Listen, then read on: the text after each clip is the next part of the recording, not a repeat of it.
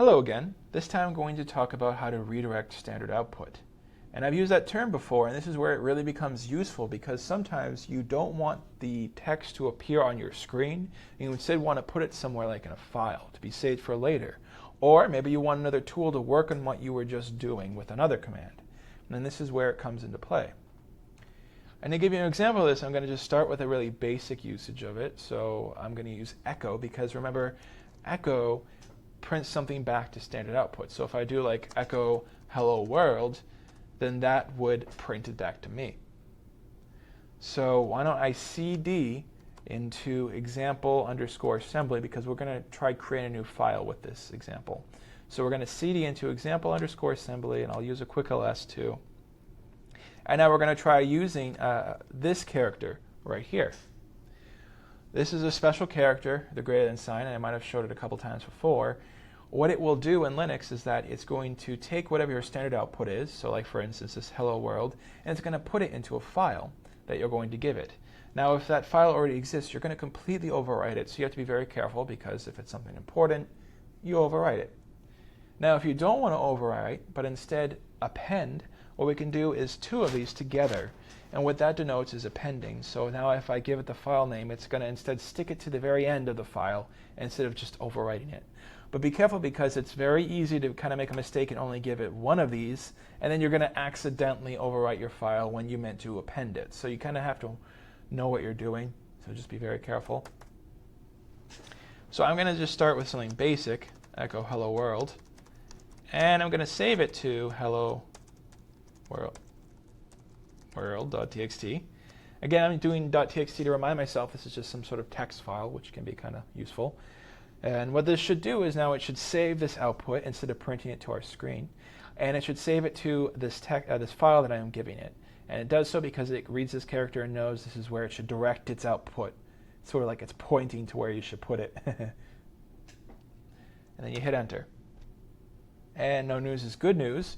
We can use ls to confirm that the file was created, and it was. Here it is right here, hello world.txt. We can even look inside of it, more hello world.txt, and it contains the line that we had just typed out. And we can kind of add on to this. So if I did this again, I'm going to up arrow key a couple times to get back this that I just typed. I'm going to add an additional greater than sign, and then this is going to instead append. So just as an example, we're going to go ahead and do this, and then hit enter. And now if you more it again, this hello world.txt, you should see that there are two lines now. So you can add on stuff as you go. It might be useful for like a log file if you want to just add your observations to the end of something. So just keep in mind this stuff exists. It's very useful for saving things. But we have another way of doing stuff, and that's piping. Because sometimes you might want to take your standard out and then put it into something else to then analyze more. As an example, what if we had our history command? I talked about this a long time ago, I think, and what this is it's just going to print all those commands that you had been typing out for the past, I don't know, 1,000, 10,000, whatever lines. So if I just hit the enter after typing in history, you'll see that a lot of the commands I have used are right here. So these are all the examples of things that I have typed recently. Now, I guess if I forgot something, I could keep digging through this file to find it. But what I could do instead is use grep. You remember grep before, right? So that's the thing we had just covered. And grep's really useful. And this is how we can string them together. So let's say I have history. That's printing it to standard out because we see this is what's being sent back to us. What if we instead redirect this output to grep? Because now grep is going to treat it like a file, and it's going to just read through the input and then find the lines that would match something like a pattern and then give it back to us. So for instance, I can look to see, I don't know, like cd or ls, like a command that starts with it. Like maybe I remember, I cd'd into a really important file. What can I do to find this again? Well, what I can do is start with history and do space, and then do this pipe right here. You're going to find this pipe located above your enter sign. And you're going to have to hold on to shift and hit enter for it. And what it will do, the vertical bar, is that it tells Linux that the output of the previous command is going to be sent into whatever you give it next, which can be another command. And that's what we're going to do. We're going to pipe it into grep. And I guess I'll grep for something like, do I really want to do CD, or is there something more interesting in here? Grep for grep. Why not? That sounds cool, right? Kind of like recursive in some way, but not really. So I'm going to grep for grep. All right, so then I'm going to find any line that has grep in it. And I'm going to be searching through my history, because it's going to print history, pipe it into this tool, and then it's going to find this as a pattern. Now, normally you give here the following one, the last argument of this, the name of the file you'd like to search through, but grep will just be able to know that if you give it this right here, this standard output, and you redirect it, it will know to look through there instead. You can also give a hint, because sometimes you might have to be explicit that you're redirecting from some other command into this one. And to do that, you can give it a dash. A dash means this is a stand-in for the standard out that you're going to be piping into it. So this is the place you want to put your standard out, is wherever that dash is going to be. Now, grep doesn't need that. Some tools do. So I'm going to just get rid of that. It will just know now to grep for the pattern grep in my history if I just do this. So I'm going to go ahead and hit enter.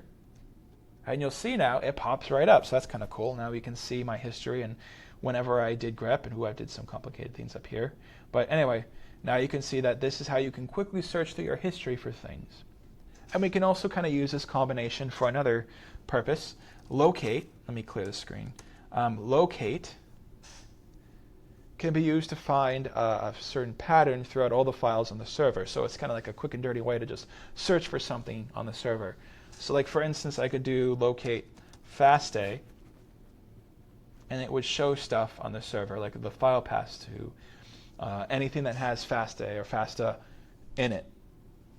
And I can pair that up with this pipe in a grep to really narrow it down, because the lines are very long and I might want to find other conditions for which this will match. Like maybe it can't be just any fastA, it has to be located in my home directory or something. So, or in a file path that contains my home directory. Then what I can do is grep, say Air Jordan, and then it's going to grep now. Anything that comes out of this tool is getting streamed into this one. So it's sort of like a on-demand stream. So this is going to be asking for the next line to look at, and then this is going to be producing that line, and it's going to wait for that. And when it does, then this is what gets processed. So it's like that's why we call it streaming, because we're streaming the outputs into each other as they go along.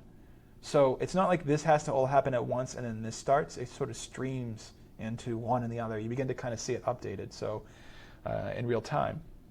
So I'm going to go ahead and just hit enter here. And here we go. There's a bunch of things. But you can see how it worked. It was matching to my home directory, and that's all there is to it. So it could be a useful tool for you if you want to look for something. Oh, there's still more stuff in here. You see, there's probably other directories you could search through.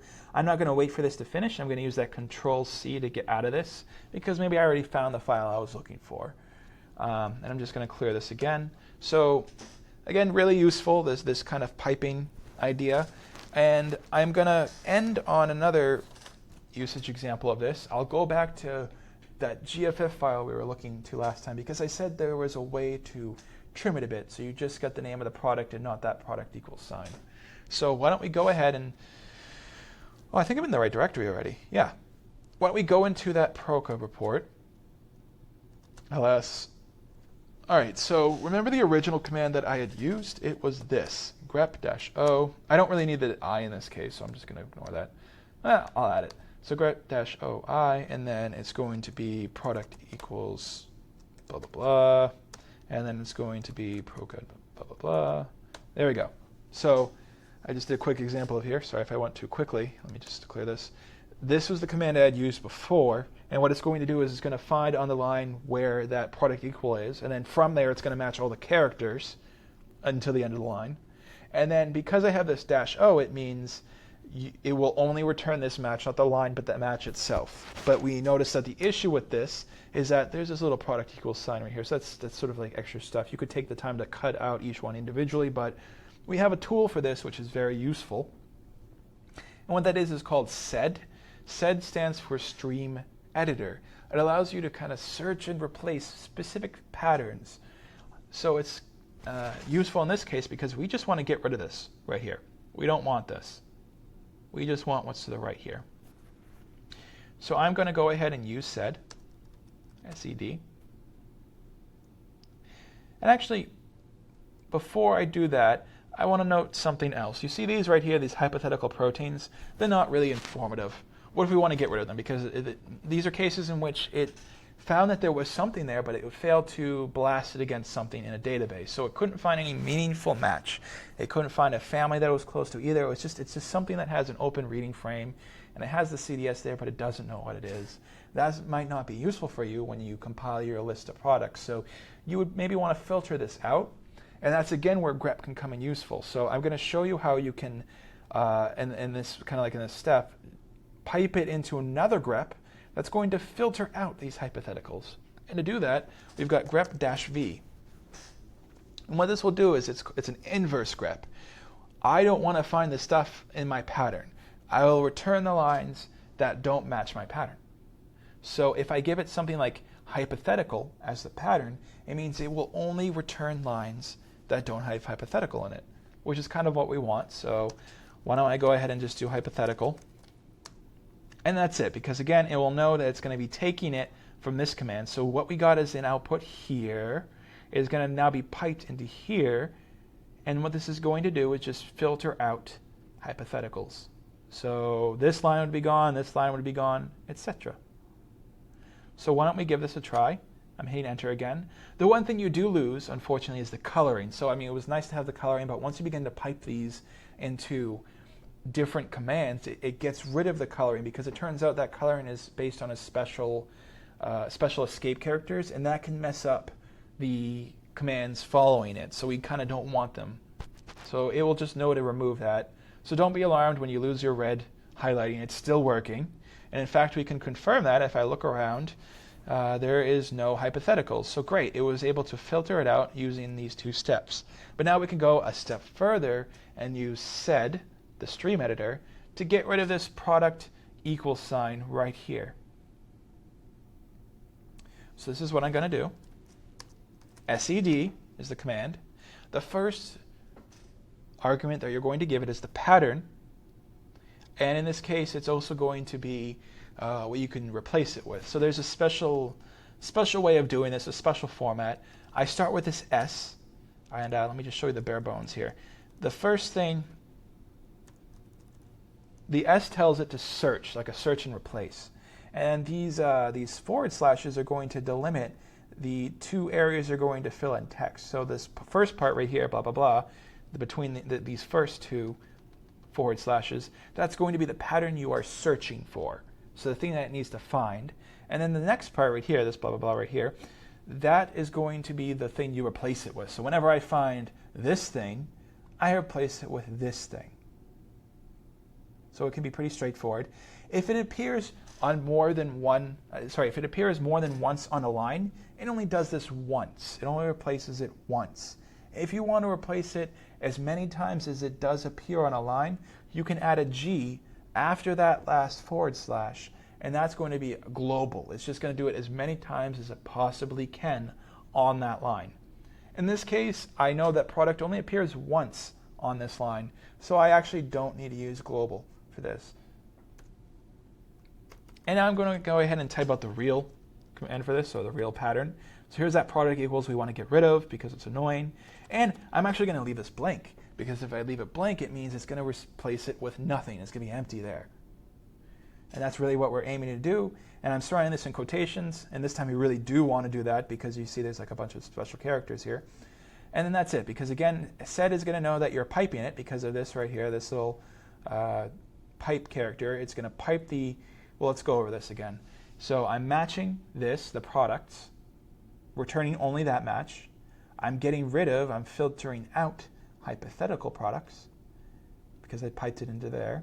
And then the outputs of this, finally the filtered lines, are going to go into this one, the sed, and it's going to then be getting rid of this part. So this product equals is going to be removing it and replacing it with nothing, so that it's emptying it.